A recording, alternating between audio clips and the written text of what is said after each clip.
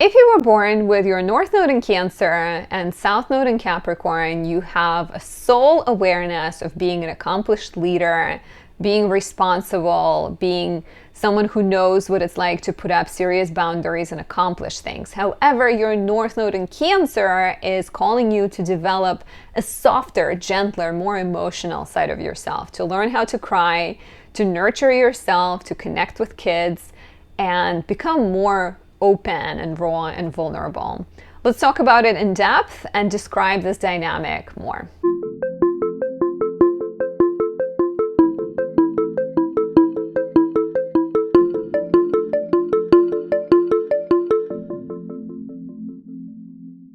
My name is Anastasia. I'm a traditional Western astrologer specializing in natal, relationship, and predictive readings. If you like my work, please support me by leaving a like or a comment, subscribing, and pressing that notification bell. You also have the option of saying thank you by buying me a coffee or tipping me. I really appreciate that. Finally, if you'd like to work with me, check out my website, anastasiadoesastrology.com, where you can book a reading or become a horoscope subscriber and receive written down or in-person readings every month. Very, very highly recommend. So let's talk about the North Node and South Node before we talk about specific signs.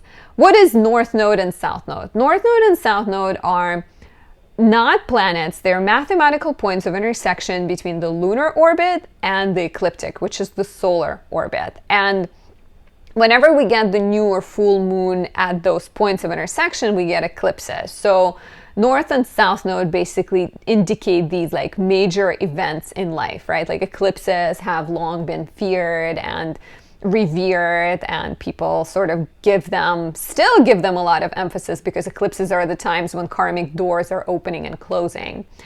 And astronomically, North Node is the part of the lunar orbit where the moon is climbing up. It's basically the higher point of intersection, versus South Node is the part of the lunar orbit when the moon has been climbing down. And so on the level of like going up, there is a sense of excitement and anticipation. And when you're heading down, even when you're hiking and you're climbing up the mountain, you're going up, you have that, eager enthusiasm and anticipation, versus when you're climbing down, you've been there, done that. So South Node and North Node have similar energy, right? On some level, they represent the rise and the fall of fortune, the rise and the fall of karma. And there's a couple of ways of looking at it. Modern astrologers tend to really idealize North Node. They say South Node is the lessons of the past and the gifts you have brought in, but something that you are basically called to let go, versus North Node is the energy that you're trying to master, that you're trying to tap into and develop this life. It's basically called the karmic purpose, right? The traditional astrologers, which I am a traditional astrologer, believe that South Node and North Node are more complicated than that. In this belief, they are tied together, and the goal is to find balance between the two versus just getting rid of one and prioritizing the other.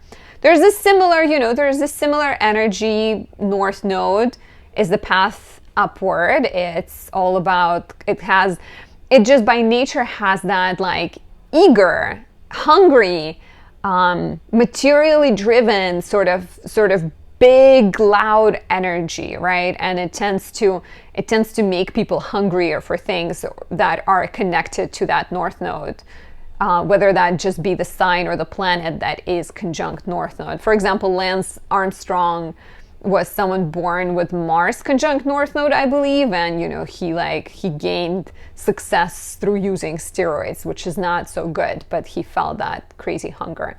Versus South Node is the energy of releasing and letting go and sort of softening. And both can be good when used wisely and can be negative when used not wisely, right? Like I just gave an example of Lance Armstrong. Too much hunger leading to breaking the rules and not playing fair. Versus too much release can lead you to not care about other people and can lead you to sort of, separate from anything, escape into into like drugs or alcohol because you just don't care about material success. So there's once again a need to balance, right? With North Node learning how to handle that energy and stepping into that energy with more confidence, and with South Node kind of learning to not overdo the release, or to not sort of escape too much, and instead learn from the difficulties, learn from the past, learn from experience, so that you can use your South Node energy with more awareness. So North and South Nodes spend approximately 18 months, a year and a half, in two pairs of signs. They're always opposite one another, and everyone born in that period will have the same South and North Node. So we're talking about North Node in Cancer, and I'm going to give you some dates. So we're going to go back to December. Anyone born between December 24th, 1962 and August 25th, 1964 has North Node in Cancer. The same for people born between September 25th, 81 and March 16th, 83, April 10th, 2000 and October 13th, 2001. Plus all the babies born between November 7th, 2018 and May 5th, 2020.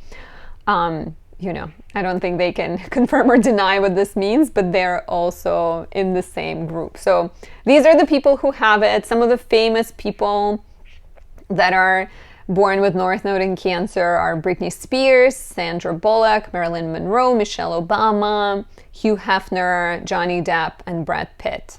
Also Serena Williams.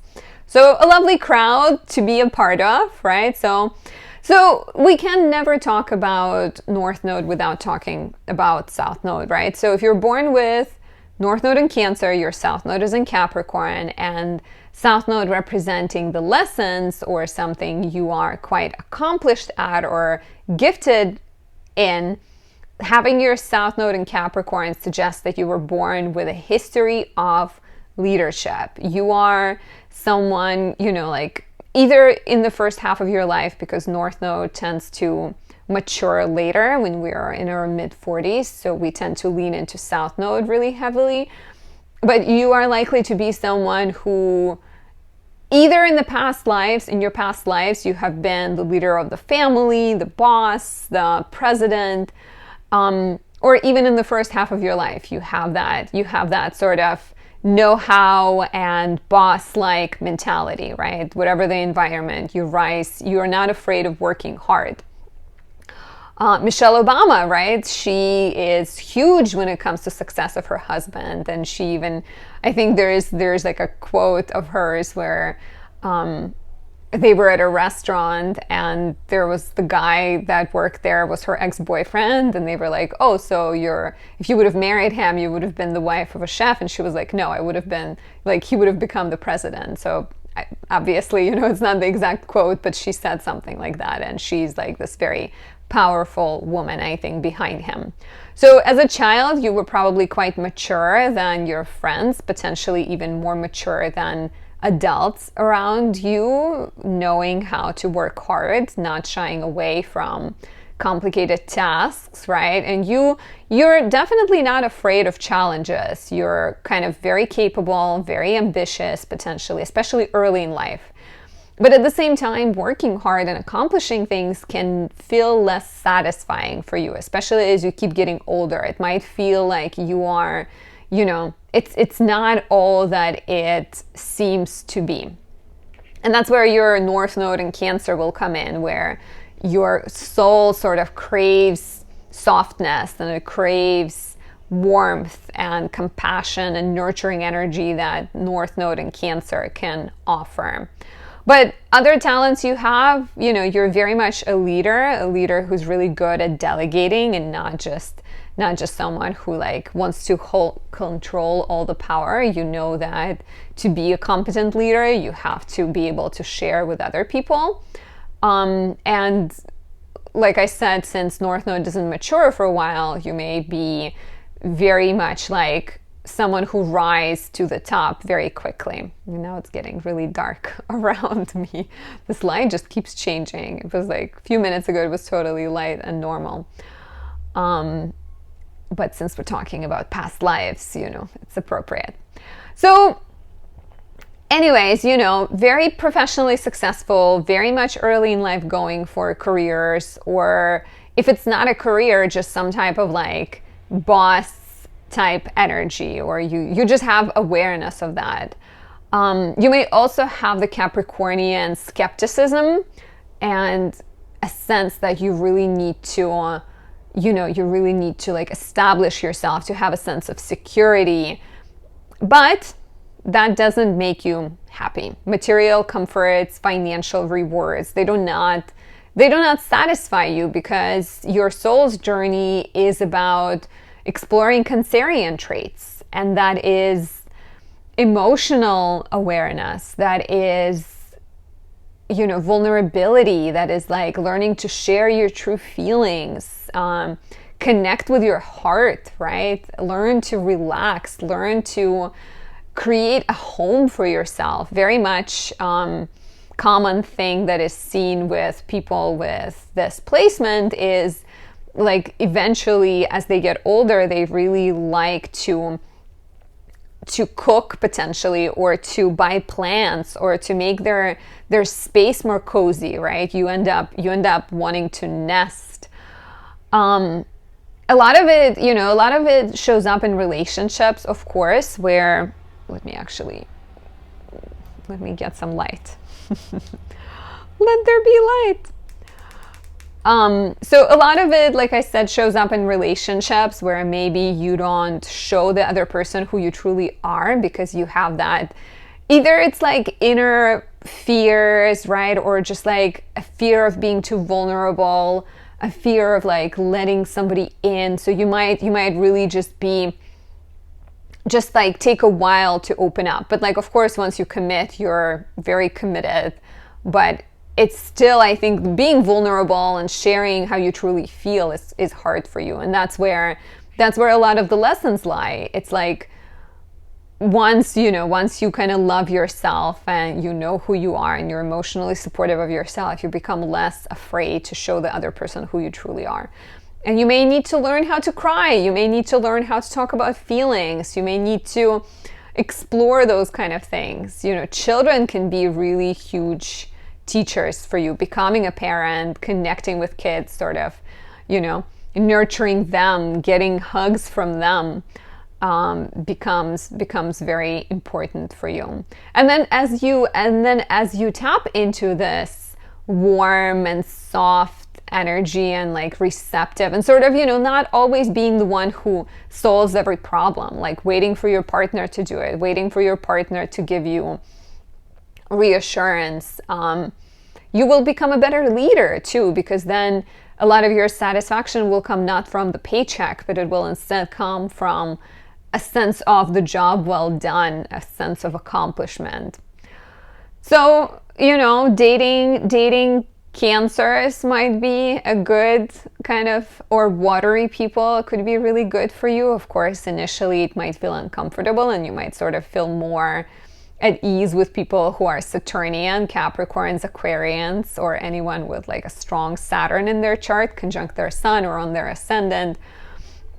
But eventually you will definitely, I think, tap into that more emotional side of yourself, and I think be drawn and be more interested with people that can offer you that in return. So, you know, some medicines here could be crying, cooking, eating good food, connecting with family, choosing relationships that are nurturing and soul-centering.